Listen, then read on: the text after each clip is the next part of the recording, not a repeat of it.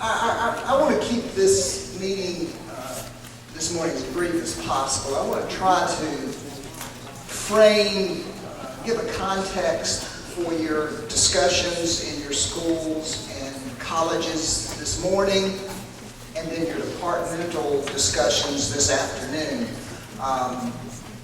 I was going to talk to you at the end of the day because I feel like what I have to say probably is less important than what you have to talk about in your colleges and schools, but the deans and associate assistant VC said, no, it's better to start with this. So we're starting here, but I want to keep this as brief as possible. A few housekeeping matters before we get started. After this meeting, you will meet your college and in schools. And the College of Arts and Sciences, you folks are lucky. You don't, well, lucky or unlucky, you just turn it. But anyway, you don't have to move, okay? Your meeting is in Seabrook Auditorium. The School of Business and Economics is in the School of Business and Economics building. And that's the conference room 207. And School of Education is meeting in Butler Building 325, and University College is meeting in SBE 140. Let me also remind you that tomorrow morning, we're making it easy. Friday morning, you come here at 10. We start at 10 tomorrow morning. And there is a lunch afterwards. So you want to be back here tomorrow at 10. If you just by force of habit show up here at 8:30, you're going to have a little bit of a wait. So 10 o'clock tomorrow. Final housekeeping matter.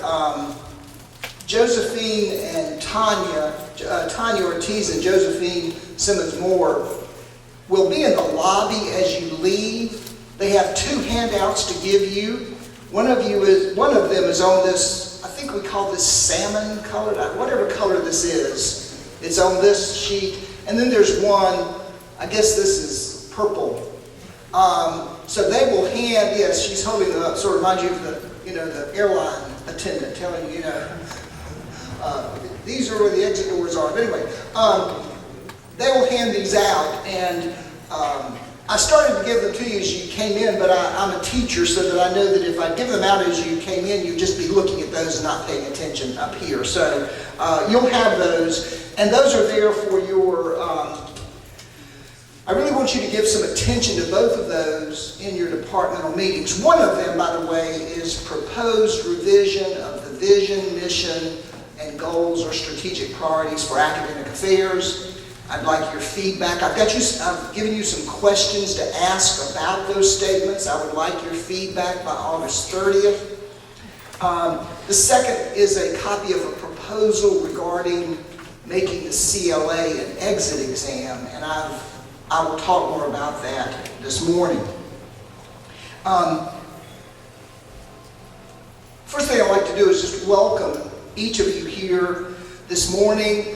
My PowerPoint, I will post it on the Academic Affairs website probably by tomorrow, and we are taping this session again because I think I am providing some very important information for you as you go to your college school meeting, but also not just for today, but for our planning purposes throughout the year. But I want to welcome each of you this morning, new faculty, staff, welcome to Fayetteville State University. For returning, those who have been here a while, welcome back. It's good to see you. And probably the most important thing I have to say to you this morning is thank you. Thank you for what you do every day to serve our students, to make Fayetteville State University the very special and unique institution that it is. As many of you know, and I always hate to admit it because it gives away my age, but my looks now sort of give away my age, so what am I worried about? I've been here now going on 33 years, and let me just tell you, this, to say proud to be, that is not some sort of empty PR slogan for me. It really reflects my appreciation for the opportunity to serve an institution with the legacy and mission of Fayetteville State University. I'm proud to be your Chief Academic Officer. I'm proud to serve such a talented, committed group of individuals, so thank you. And I hope you will hear other things I have to say this morning, but if you had to hear just one thing, let it be my word of thanks. I messed up yesterday. I left some people off of this, so I'm trying again to get it right. But, you know, when an institution, any college or university, when it awards tenure and promotion, those are among the most important decisions any university makes. And we had a really large number last year who came through for tenure and promotion. Dr. Perry Massey assists in that process for me. He reviews portfolios. I then get to review them. And it's a very gratifying experience for me to get to see all the things that you are doing. And so I want to congratulate those who earned tenure and promotion. I've put the names up there. If you are among the individuals whose name is on this list, please stand and let's congratulate you together. Please stand. Don't be bashful. This is a great accomplishment.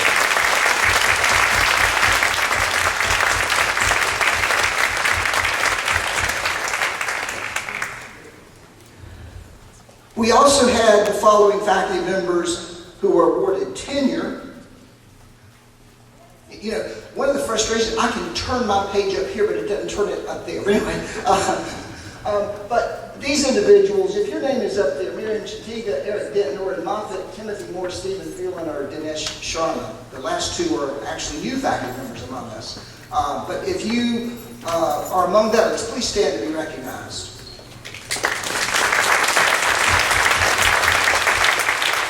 Congratulations to you. And finally, our newest, FSU's newest professors, these individuals were promoted to that rank last year. I apologize to both Drs. Nani and Rahi that I inadvertently left their names off yesterday, but Drs. Ajani, Akbe, Almeida, Chestnut, Professors Ajani, Akbe, Almeida, Chestnut, Frobish, Hall, Hahn, Heckert, Bronco, Nani, and Rahi. If I called you, would you stand up and let's recognize you?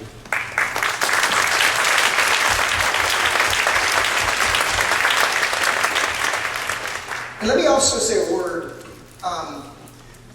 We also conducted post-tenure review this past year, and I will be following up with all of those individuals, but the post-tenure review process, for those of you who went through it, for those of you who were part of the review process, again, I enjoyed very, very much reading the portfolios to see the many, many kinds of good work that you are making. So those of you who are post-tenure review, in the next couple of weeks, we'll be following up with you.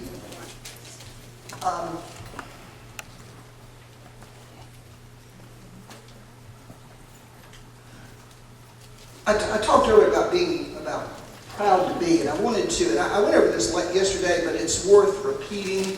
I would hope you would sort of keep these in your mind as we move forward. But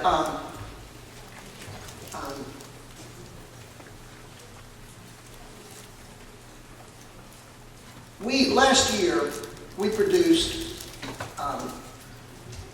1,119 graduates, 934 undergraduates, 178 master's degrees, 7 doctorates. Now what I'm really proud of is there are 634 Pell Grant recipients among those students. That's 67.8% of the undergraduates. You don't get Pell as graduate students.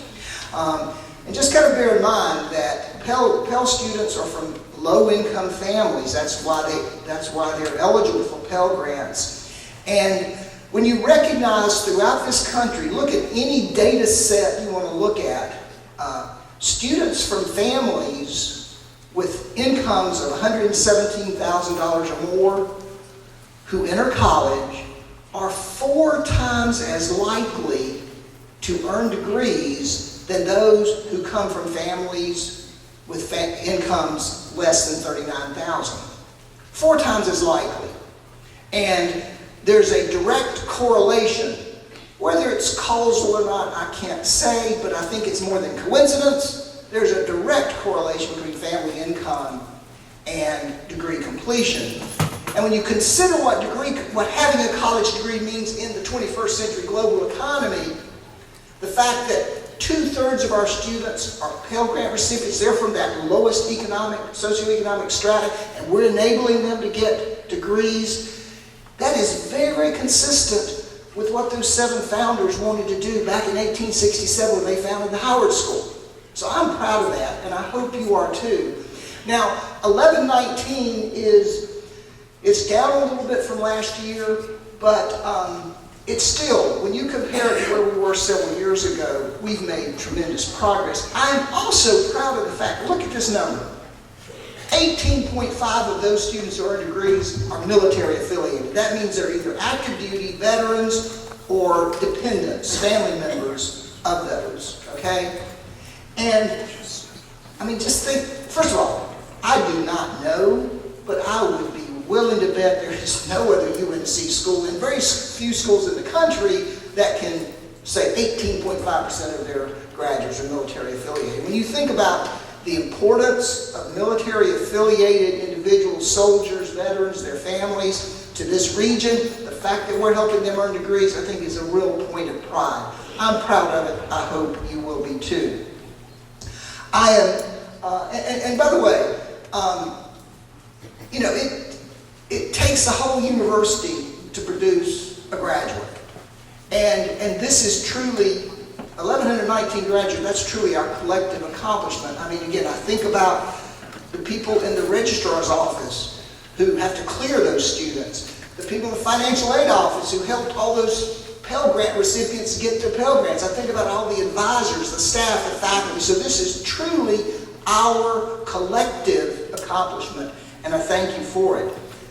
Again, another enormous collective accomplishment from the past year is our revision of the University College core curriculum. Tremendous achievement at any university, but we have done it. You have done it. I thank Dr. John Brooks as Dean of University College. You led that. All the members of the advisory committee, the steering committee, all the faculty who produced courses, all the faculty who reviewed courses, all the staff who processed those those requests. Thank you again for that. I'm also proud of the fact that on question number 40 on the student evaluations, we're asked a student, students are asked to say, okay, to what extent did this class contribute to your learning? He puts in parentheses, you know, sort of put aside your feelings about the subject matter. On a scale of 1 to 5, our students are rating our faculty 4.26 on a scale of 1 to 5. That's up about 8, well, it was about 4.18 last year. Every college or school improved on that metric. Folks, friends, listen, faculty, the students are really evaluating you highly. They're saying your instruction is making a difference. I am proud of that. Thank you. Publications, presentations, performances, and exhibits. Those numbers went up last year despite our problems with travel. I'm really proud of that. And what's really interesting, they went up from 551 the year before to 620 this past year. That is an amazing accomplishment when you consider the restrictions we've had on travel funds. So again, I'm proud of that. Thank you. Now, I want to put a word of caution in here, however. If you are not putting your information into digital measures, it's not in here. I mean, I'm running my reports from digital measures. So And so for new faculty, one of the first things you want to make sure you do is you learn how to get your information into digital ledger so it'll count. And finally, grants and contracts.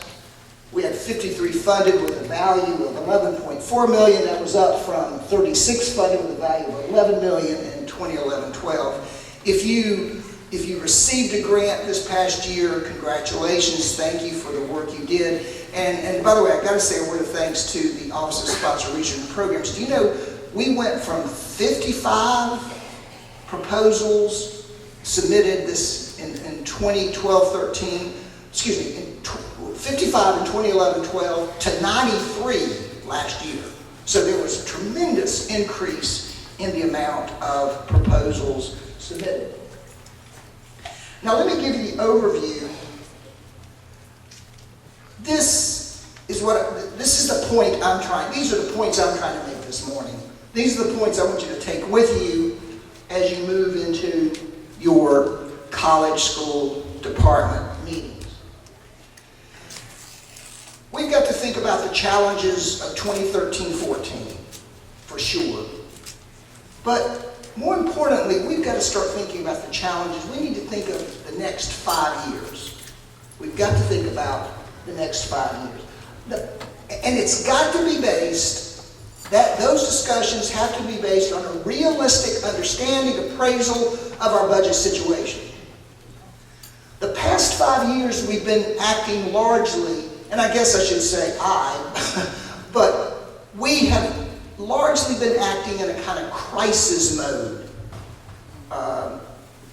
Every year, the most prominent question I've been having to answer is, how are we going to meet the budget cuts for next year? That's occupied the vast majority of my time. But it's been a crisis mode. We've got to move beyond a crisis mode. We've got to start planning and assessing effectively so that we will have the basis for making informed budget decisions. I'll explain what I mean by that as we move forward. But to have an effective planning and assessment system that will give us good guidance for budget decisions, that's what I'm calling a culture of continuous improvement. I'll explain that more in just a moment. But just think with me just for a moment. Think with me. This is our situation. This is our situation we face. Think about our relationship of FSU to the UNC system. There's 17 schools, 16 universities, and 1 high school. Funding over the next 5 years, I ask you to read the Board of Governors' strategic directions. By the way, the Board of Governors' strategic directions replaces UNC tomorrow. So if you really want to impress me with how you're not paying attention, send me documents that make reference to UNC tomorrow, okay? So starting right now, I don't want to see any references. If it's an old document, fine. But starting today, I don't want to see reference to UNC tomorrow. It should be toward the strategic directions, okay? So have you ever had students turn in assignments and they got it all wrong? You say, student not paying attention, right? Okay, well, that's the way you can impress me on that. But think about this for the next 5 years. Funding throughout the system will depend upon our ability to demonstrate. I don't mean just say it or claim it. I mean to demonstrate that we add value to this region and to the state through presenting evidence of student learning, increasing the number of graduates, providing educational support that promotes student success, making important contributions in research, creative activities, and community engagement, and increasing fiscal efficiency. Put yourself in the position of the University of North Carolina General Administration for a moment. Let's just talk about the 16 universities. So you got University A that has good, solid evidence of making improvements in each of these areas. And you got University B that doesn't have that evidence. So University A is showing that you're doing these things. University B is not. With constrained budgets, who's going to get the money? It's not going to be, the cuts are not going to be divided evenly among A and B. B is going to get more cuts than A because why? They're not demonstrating that they're adding value to the state and the region. They're not demonstrating that they're doing the things that we say we're doing. Now, consider your relationship, your unit, your department's relationship to FSU. You're all smart people. I don't have to carry out the analogy, but I will. Right? Departments and units within FSU. Department A, Unit A is showing they're helping us achieve those outcomes, and they have evidence of it. Unit Department B has no such evidence. Our budget remains flat. Who's going to get the money? It has to go to Department A, right? That is, my friends, my colleagues, my enemies. I mean, look. Those that don't care. I mean, look. That is our situation. And if I leave the provost office tomorrow, that's still going to be our situation. Okay? So, that is the situation we face. Now, in one sense, this might not be too bad for us because what? We're already showing a lot of good performance, like the 5 things I showed you earlier, right? Secondly, maybe this way of distributing funds with UNC system means that, I won't name any names, but the big schools, they don't just automatically get the lion's share of the money because why? They're supposedly so good, right? So maybe this levels the playing field a little bit in terms of funding. I'm really being naive in saying that probably. But anyway, if I weren't sort of naive, I couldn't stay in this job. So anyway. Bear this in mind. Now, let's take a look at where we've come in the last 5 years. This is very, very sobering. Very. As I say, this PowerPoint will be available on our website so that you'll have a chance to take a look at it. But I was trying to give you a sort of a snapshot of our budget over the past 5 years. And kind of bear this in mind that our budget is divided into 2 components. There's salaries, okay, and that's really full-time faculty staff, salary and fringes. Operations is everything else, to include temporary employees. So temporary employees are in the operations side, equipment, supplies, printing, phone calls, travel, all of that other stuff is in operations. Now, this time 5 years ago, our salaries budget was nearly $42.8 million. And our operations side of the budget was nearly $4.8 million. We start the year, this year, with $34 million in salaries. Everybody in academic affairs is supposed to be here. I don't think all your salaries add up to $34 million. So we need to take the names of the people that aren't here today. Yeah. Maybe we can reduce those salaries down a bit. Because you're here, right? Yeah. You're doing what you're supposed to do. Yes. On the operations side, we start the year with $1.8 million. And I remember, some of you have been around, I remember back in 2003 and 2004, we'd say, well, we just don't have any money to do anything. My gosh, we were rolling in the dough then compared to now, you know? But I want you to look at that positions cut column. We lost 125 positions. Now that's not 125 people who lost jobs, because most of those positions were vacant. And what we did every year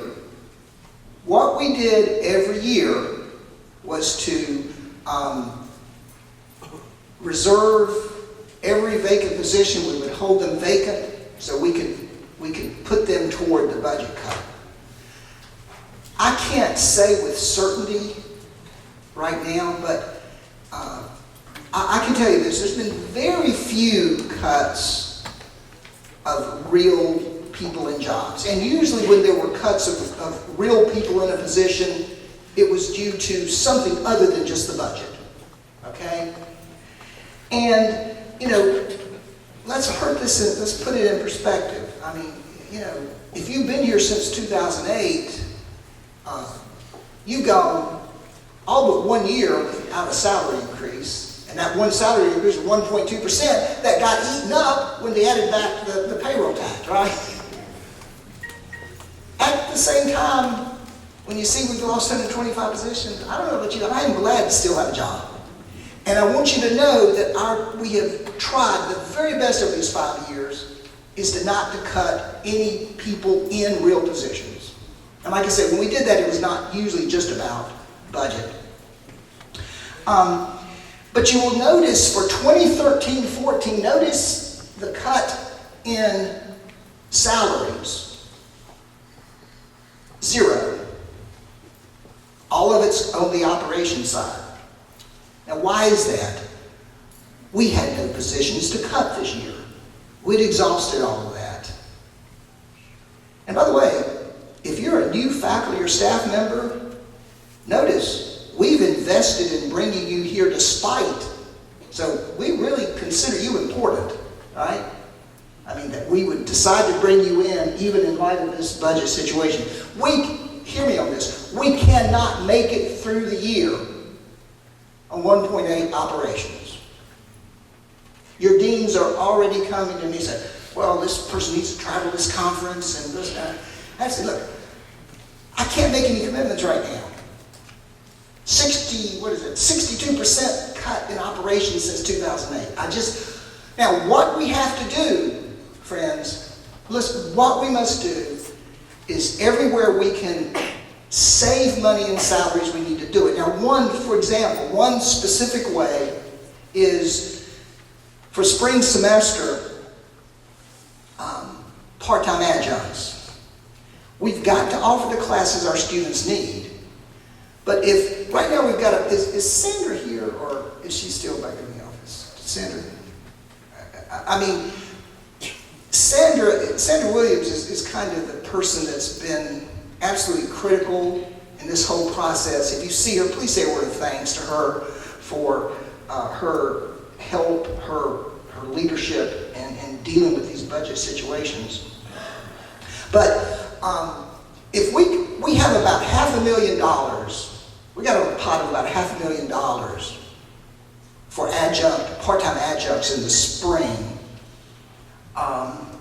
If we can reduce that by $100,000, $150,000, then that puts the money back over into operations. If we've got vacant positions, we're going to try to hold them vacant to, again, increase the operations side. See, folks, I hope you understand. I believe in shared governance. I want you to know what I know because I want you to be able to worry about it along with me and maybe try to help address the problem. So we cannot make it through the year on $1.8 million in operations. No way. So we're going to have to do what we can to save money in salaries so we can move it into operations. Or maybe to simplify it, if we think of salaries as Peter and operations as Paul, our strategy is to rob, to pay. Hope that gives you great confidence in my leadership. Our official strategy, we're going to rob Peter to pay Paul. But anyway, I do want you to see, I really want you to celebrate the fact that we've made tremendous progress in the past 5 years despite all these cuts. I mean, look at the things we've done. We've achieved SACS reaffirmation. I know There were so many days I told myself, if we can just get through SACs, everything else is going to be easy. But, well, I was wrong about that, but we did get the SACs reaffirmation. We've implemented tougher admissions progression standards. We have continued to increase the number of our specialized accredited programs. We've increased global experience. We've secured it. We've increased grant funding. We've improved retention, especially among young men. Because the women were doing pretty well all along. We've revised the core curriculum. And I'm sure the Chancellor will announce tomorrow, but we've just received the results of our reviews by Fitch and Standard & Poor's, and we've come out very nicely in our credit rating. And those of you in economics and finance know the importance of this much better than me, but those ratings are very, very important. So those are the things we've done despite the reductions. And we've also increased efficiency. One thing that you need to be aware of, everybody in academic affairs, like the university needs to be aware of, that given the budget constraints of the past 5 years, the Board of Governors has been looking very, very closely at various efficiency metrics. And I'm telling you, I get a lot of requests from the Provost of the UNC system, a lot of requests to sort of respond to these data. But just be aware of the kind of metrics that the Board of Governors is looking at that I have to respond to. But one of the things that they look at is the SCHs per FTE. And in fall 2012, FSU had the second highest average in the UNC system at 240. The average for the system is about 166. Only UNC Charlotte beat us. They had 259 SCHs per FTE. But then again, they had a lot of classes with lectures and classes about their size, right? So they were able to do that probably better than us. But all I'm saying is, on that efficiency metric, you know, I'll take being in the second spot there out of 16, you know? So we look good by that metric. And of course, why do we look good by that metric in part? I mean, folks, I'm not going to ask you to show your hands, but if the SCH-FT ratio is not sort of part of your vocabulary, you've really not been paying attention the last couple of years. Class enrollment. I mean, I want you to be aware of this. The Board of Governors, they're asking for reports.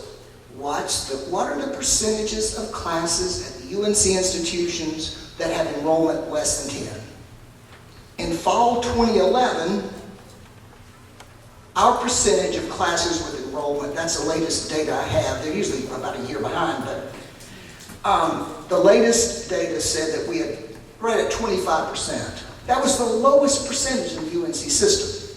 So again, we look good on that metric. Another metric that they're using is what's the percentage of degrees? What is the percentage of degrees per 100 undergraduate FTEs? Now, just let me say parenthetically, I'm a fan of that metric. What does that say about my wife that I'm talking about being a fan of a metric? But anyway, I say that because the traditional 4 and 6 year graduate, what's your 4-year graduation rate?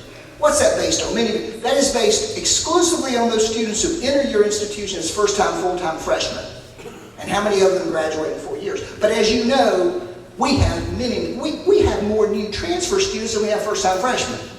Those transfer students are not in those graduation rates. So degree efficiency captures all. So I like this metric. And on this metric, we've increased every year. 06-07 was about 15.4%. It's now around 20. So we've done quite well. The other thing, now this is the one, get this, please pay attention to this one. The Board of Governors say, okay, look, how much money is spent at each UNC institution on education and related expense, okay? They take that amount and divide it by the number of graduates in a year. So what? That's the cost per graduate in a year. Now you don't expect everybody to graduate in 1 year, but In 2007-8, the cost per graduate at FSU was $77,000. The last year, it was $59,000. We've decreased by 22%, and we're the 6th lowest in the UNC system. So 2 things I want you to be aware of here. One, be aware of the kind of efficiency metrics that the Board of Governors is using to evaluate us. Secondly, be aware we've done quite well the last several years. Okay? Now, I've already spoken a bit about the challenges for 2013-14. Let me also remind you that, again, I hope each of you remembers that SCHs drive enrollment. Enrollment is defined by student credit hours, and student credit hours determine budget. And do all that you can to help increase the number of SCHs. As of this morning, between now and August 28th, which is the last day of late registration, we need to add about 12,000 SCHs. So any student you can encourage to take 15 hours instead of 12 if they can afford to do that. Any student you can let in your class over the limit. If you do that, it increases SCHs. So those are our challenges for this upcoming year. And I need you to be aware of those. But more importantly, as I said earlier, we must move beyond crisis mode in responding to the budget. And as we look at the next 5 years, Mr. Spellman, Carlton Spellman, who's the interim VC for Business and Finance, and I, we spent a day at UNC General Administration a couple of weeks ago. And the picture that was given to us is that even though the North Carolina economy is improving, it's improving slowly. The future funding of UNC remains certain. There were some of us, many of us in the UNC system that, okay, look, 2008, employment began to rise, tax revenues declined. The decline of tax revenues meant there was less money to divide among state agencies, including the UNC system. Well, in our naivete, many of us thought, well, you know, the economy will improve and some of these funds will be restored. We cannot be sure of that anymore. Given the political climate, it's hard to say if any of this lost funding will be restored. Maybe, possibly. If you look at the 2013-14 state budget, the UNC system seems to be of less priority than the other components of the education budget, K-12, DPI, and the community college system. Our percentage reductions were, our reduction percentage was higher than those other elements. And this last point, by 2015, the UNC system budget is going to be based much more on performance than enrollment. It would take much too long for me to explain all the ramifications of that. You know, every year in February we have a budget workshop, lasts 2 to 3 hours, and so in February I'll make a point of trying to explain that to you. But again, the Board of Governors is going to look more at performance. And that's part of what I'm talking about in terms of our performance on these various metrics, in terms of giving, in terms of allocating funds.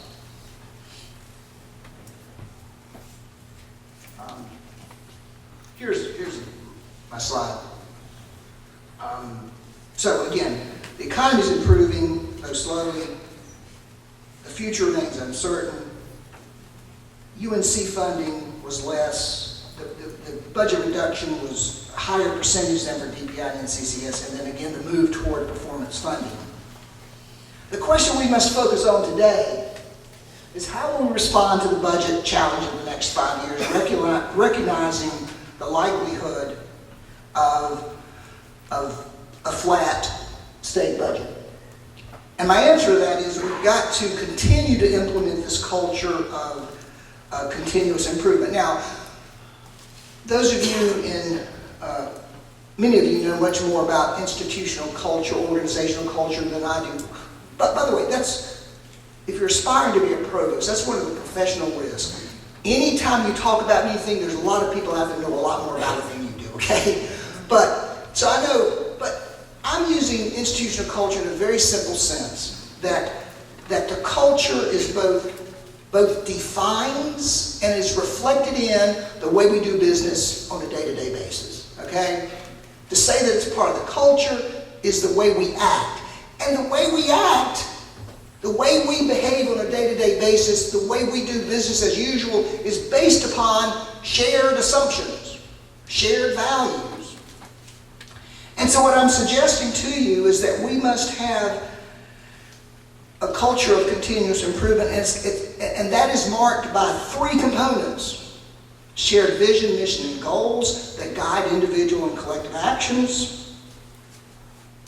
Effective assessment of progress in achieving our vision, mission, and goals, and the effective use of assessment results to guide further improvements. I make this point today because I know that had we been doing a better job of this in 2008, we could have handled the budget cuts much more intelligently rather than being in crisis mode every year. Now, as you know, our tool for continuous improvement is the OPAR. And as you discuss your unit OPAR, Operational Plan and Assessment Report, again, OPAR has just sort of kind of become part of our vocabulary. Please do not just see this as bureaucratic busy work. Let me tell you, I spend a lot of my time in bureaucratic busy work. Okay? This is not that. Back about 2009, we would do OPARs, and sort of like, well, I know we've got to do this for just put something down there on paper to satisfy them, whoever them is. And so we get stuff like, our department will increase enrollment of majors by 300%. And then at the end of the year, we get a report. Well, we had an open house, and we had 10 students show up, and so we met our target. Just doesn't make any sense, okay? That's when you treat it as bureaucratic busy work. You're not clear about your goals, you're not clear about your mission, you're not clear about how you're going to assess your progress, and you're not using your results for improvement. You're just putting something down on paper. I'm telling you, let me tell you, let me back up. Let me say to you, what I'm going to tell you, let me say to you that all of our units make tremendous progress in this project. I mean, you've done much, much better. But I'm saying we need to continue that. So look at your discussion, and I don't mean you're going to do it all today, but look at it as your opportunity to clarify your mission and goals, to agree upon assessment measures and targets, to review results from last year, and to establish strategies for improvement this year. Your OPAR, your plan, your goals, your assessments, your use of assessments for improvement, that is the way you show continuous improvement. That is the way you and FSU will show the value we add to this community, the value you add to FSU. Now, we're going to distribute, the Academic Affairs Leadership Team and I have worked this year to revise our vision, mission, goals. We've incorporated the language of the strategic directions. And you're going to receive a copy of this as you leave. I would really appreciate your feedback. This is everybody in this room. It's our vision, our mission, our strategic priorities or goals, and it needs to reflect your unit. So we need to make sure that we have that. And I've got some questions I'm asking for your feedback by August 23rd. But we've revised our OPAR and our goals to these 6 goals to ensure academic quality. We're using the language of the strategic directions. That's what we call student learning. Now, what What evidence are we using to show academic quality? And I consider this the most important goal for academic affairs. Why do I say that? Because one, look, think very simply with me a second. Why do the taxpayers of North Carolina invest in Fayetteville State University? To the tune this year of, it'll be about $56 million for the whole university. Why do they do that? So we can produce graduates, right? We can produce graduates who are going to go out and make a difference, improve the lives of people in North Carolina. That's why they put taxpayer dollars into this institution. By focusing on academic quality, what we're saying is those graduates are prepared to do just that. Those graduates are prepared to make a difference. They are prepared for success in their professions, their communities, and their personal lives. So academic quality is our number one priority. That's why the assessment matrix of program student learning outcomes becomes such an important tool for you to demonstrate student learning. That's why the assessment results from core courses will be so important, so that we can show, yes, we not only have these core learning outcomes, but guess what? Our students are actually achieving them. The CLA results, I'm going to say more about the CLA results, but let me mention this. The 2008 freshman cohort took the CLA. They took the CLA when they graduated, before they graduated. Their growth in analytical reasoning, critical thinking, decision making, and communication skills, their growth in those skills, which everybody recognizes are absolutely essential in this 21st century economy and global society in which we live, their growth compared to all the other institutions was in the 95th percentile. So they grew more than 95% of the other institutions participating in CLA. Now, I really like that number, because when I go to UNCGA and I can say, we all talk about improving critical thinking skills, but guess what? FSU has the data to show we actually do it. I like having that kind of evidence. We've also got to increase degree attainment. We've got to have academic quality, but we've got to produce enough graduates to make a difference in this region. And what are we looking? We're looking at measures like retention, persistence, graduation rates, degree efficiency, transfer student persistence. We've got to improve educational support. This is what enables the first two. Educational support is what enables our students to be retained, to progress toward degrees, and to earn those high-quality degrees. We've got to increase research, creative activities. We've got to increase community engagement. These are ways that we show we're adding value to this region and the state, and we've got to ensure continuous improvement, and again, which includes fiscal efficiency. I want to talk with you about some of the strategies we have planned for academic affairs this year. First of all, we're going to implement the pilot academic program review that was developed. It was presented to you yesterday by Drs. Manarino, Leggett, and Lucas, who are co-chairs of the committee. That program review is going to help us determine which programs are we going to invest in, which are we going to maintain, and which programs are we going to have to discontinue, again, in the light of these budget situations. We must implement those assessment plans in core curriculum classes. That's absolutely essential. A couple of things I want you to be aware of. We'll be sending this information out in the coming weeks very shortly. Dr. Marion Gilsoli and I want to develop a program where faculty members can become certified evaluators of program learning outcome assessment plans. So we want to help you. This will become an important part of university service, that you can evaluate assessment plans. We're going to offer, this will be for the spring, but I'm going to offer a project. I'm putting aside just a little bit of money to pay teams of faculty who would be willing to redesign some of these courses that have these persistently high DFW rates. By the way, that percentage of classes has come down, and DFW rates, or DF incomplete W rates, You know, they don't tell us anything as such, but if we see a course with consistently, persistently high DFIW rates, then we need to look at the design of that course. I'm going to invite teams, but you got to work in a team to redesign those courses. We're going to implement the Advisor of the Year or Advisors of the Year program. Advisement is important to us. We need to value that with an awards program. We're going to implement the Bronco Best program. What is the Bronco Best? Well, it builds upon a pilot we did in the spring. It was led by Dr. James Smith, Dr. Marion Gilsoyan, and Ms. Roxy Shabazz. In the spring, we had a group of students that we called secret shoppers. They were exactly that.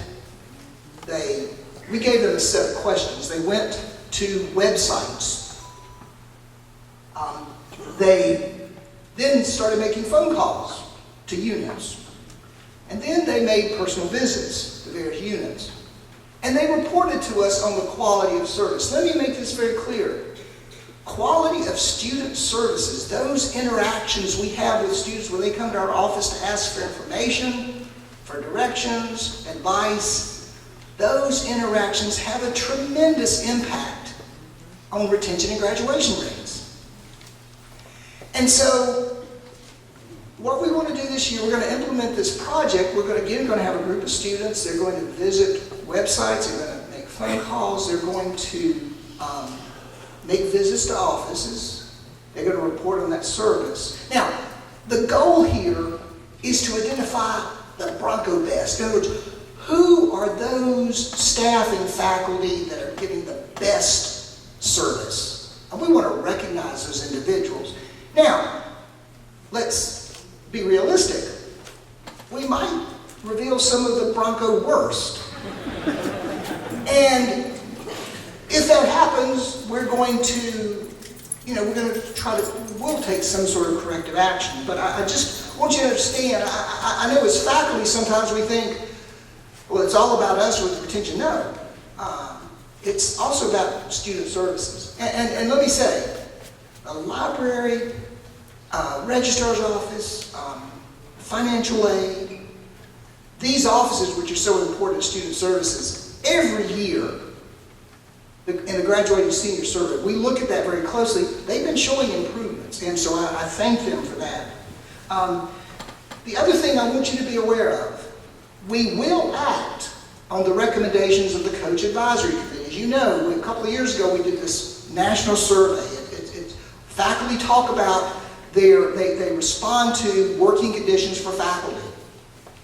Our advisory committee worked very hard to look at those results to make recommendations for improvement. This is what it means, using assessment results for improvement. And so we will implement those. The mid-year faculty discussions that Dr. Linda Wilson-Jones implemented yesterday is part of that response. So we will, that is a priority. We have a lot of other strategies, but I was trying to focus on what I could put on one slide. But let me ask you, the other handout that I've given you for today is a proposal to make the CLA exam. And I'm asking you to consider that because, again, the CLA is an instrument that gives us the kind of data that shows that we are actually adding value to our students in these important skill areas: critical thinking, analytical reasoning, decision-making, and communication. We do a good job in those areas. Which I say we, I take credit. You do a good job in those areas, and the CLA helps us to monitor that. But we've got to get a critical mass of students taking it, or the results are not as meaningful. So that's what that proposal is about. You'll have a copy of the proposal. This will go to the faculty senate. Let your senators know if you support it or not. If you don't want to do it, we'll figure out another way of doing it. But just as you think about your OPARs today, think about these questions. Do your mission and goals really express what you do and what you aspire to achieve? How will your unit goals contribute to one or more of the academic affairs, divisional goals? academic quality degree attainment, educational support, research, creative activities, community engagement continues. How will it support one of those? Do your learning experiences prepare students for success in their professions, communities, and personal lives? And we know the things that do that. Learning communities, engaging pedagogies, research experience, internships and co-ops, global experiences strengthen communication, evidence-based decision-making skills, high-quality faculty-student interaction inside and out the classroom. Are you doing those things? Are you enabling more students to progress toward degree completion through improved advisement and better academic support to reduce DFW rates? Are you making efforts to increase external funding through grant writing? Some of you are developing certificate programs to increase tuition-generating activities. Do your assessment plans and assessment findings effectively demonstrate, sorry for the typo, that you are actually doing what you say you do? Are you using assessment findings from last year? Are you looking at what you did last year as a basis for strategies for next year? And again, I remind you that with flat resources over the next 5 years, we will be forced to reallocate existing resources. Again, the point I want you to come away with is that just as FSU will fare better in the UNC system if we have evidence that we're actually achieving the goals we set, so too your unit will do better in this reallocation process if you have the evidence of continuous improvement than if you do not. So discuss your OPARs this year in that context of how you demonstrate the value that you add to FSU in the region. I apologize, I've been talking at you a lot this morning. That's the worst form of communication. Let me just say, as I close, that let me promise you, I'll do everything I can. I'll take advantage of every opportunity to publicize your successes, lobby for your needs, and protect the interest of FSU. Do what I can to get us involved in dealing with some of these Board of Governors initiatives. You know, I was part of the I volunteered to be part of the performance-based funding discussion in the UNC system because I wanted our voice heard. Many of you have been involved in the discussions about the Comprehensive Articulation Agreement. I wanted that so that our voice will be heard. We've got a lot of people involved in other kinds of Board of Governors activities. I'm trying to get us involved. I'll do everything I can to make sure our voice is heard. And I tell you, every time a reporter calls me, every time I get a request from the Board of Governors or UNCGA, they want some information, I promise I give it to them, and I always try to give them the most. I don't distort anything, but I try to make sure they understand the positive side of what we do. And when there's something that's not as good, I try to say, look, we don't have classrooms that seat 200 and 300 lecture. We don't have those classrooms, so that's going to have an impact on our SCH FTEs, okay? So I always try to make that point. There was an interesting article. I've learned a lot about syndication of articles. There's an article that listed FSU as one of the 10 worst investments for going to college. And it's made its way through various publications starting in May. But one of the things that we did, several of us working with the chancellor, we wrote a response to that article because we wanted to set the rate. There was a lot of flaws, a lot of just errors in it. So, and I realized that didn't show up. But anyway, it was an article on return on investment, and the Fayetteville Observer on May 22nd ran that. I will also advocate for your behalf within the university. I'm very frustrated every time I walk by the Bronco building. And, we've got to have another teacher education building, but first we've got to make sure the one we have isn't falling apart. And, your Dean Lewis, and I and others have been advocating as much as we can for those kind of needs. And when we talk about IT support, HR, we're doing what we can. to support you, and we'll continue to do that. Let me finish with a word about the campaign for FSU.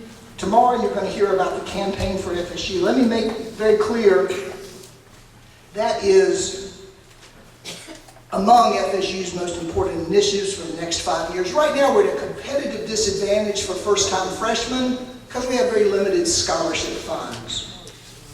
Moreover, the campaign is designed to raise funds for faculty development and global experiences, areas in which we face real restrictions right now. So what about your support? Well, first of all, I really, really hope every member of Academic Affairs, if at all possible, will make a commitment to the campaign.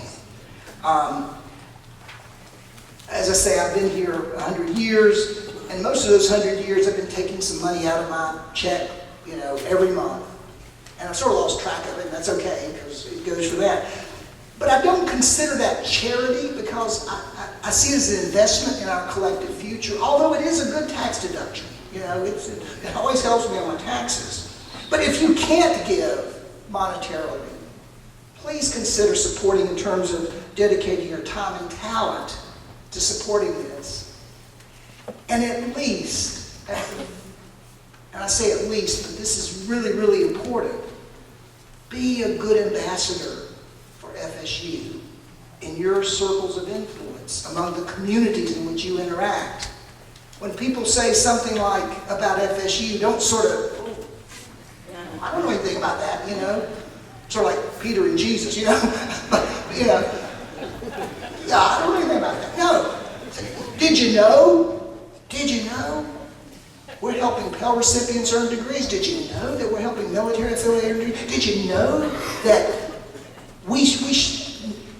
our students did better than 95% of the other institutions in improving critical thinking skills? Be a good ambassador. So tomorrow morning will be about the kickoff.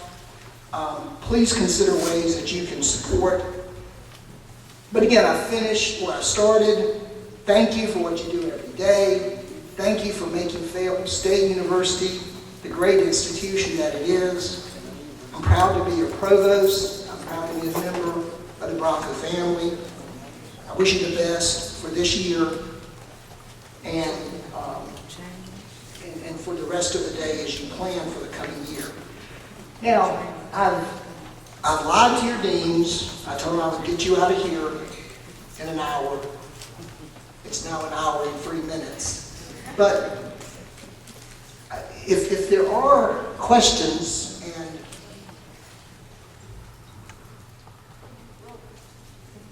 the microphones are gone. I don't know if that's an omen or something. But anybody, there's very few questions I can answer. It had to be something very general, but any burning question, something, I probably missed something. There's probably something I did not explain clearly. So if we've got one or two questions anybody would like to raise. I would like to say something back here. I just, proud to be a Bronco. I just want to mention that the Department of Social Work was awarded an award for being Best Social Work Program among HBCUs.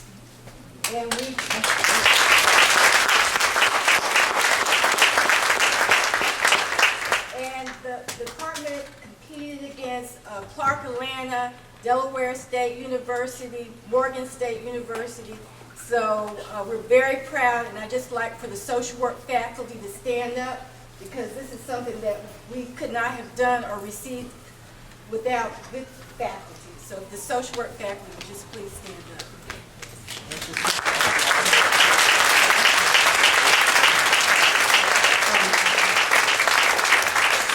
That's a way in which the social work department shows they add value to this region. However, let me say, if everybody starts standing up to tell something about the department, we won't get out of here for a while. So let me limit the conversation let me limit this to questions now. Questions that anybody would like to ask regarding my presentation.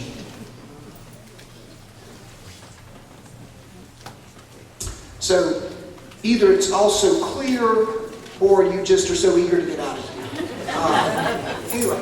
Well, thank you.